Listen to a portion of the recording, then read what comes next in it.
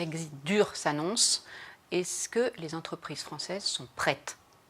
Les entreprises françaises sont pour l'essentiellement prêtes. Ce qui est important aujourd'hui, c'est que toutes les entreprises se saisissent du sujet et s'assurent qu'il n'y a pas quelque part un petit caillou dans la chaussure.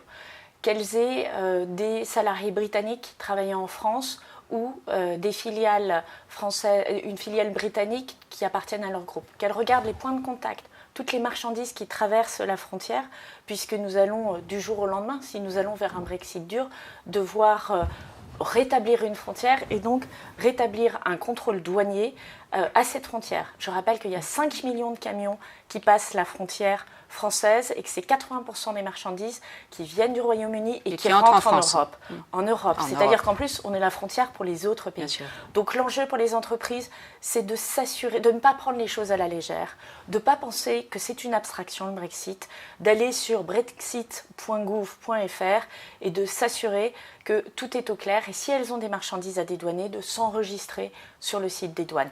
C'est pas insurmontable, c'est même plutôt facile, mais il faut le faire. Elles le font. Elles le font dans leur majorité, mais vous avez 2 millions d'entreprises en France. Je veux être sûre que les 2 millions d'entreprises sont sûres de ne pas avoir un raté à cause du Brexit. C'est vraiment l'enjeu que nous poursuivons.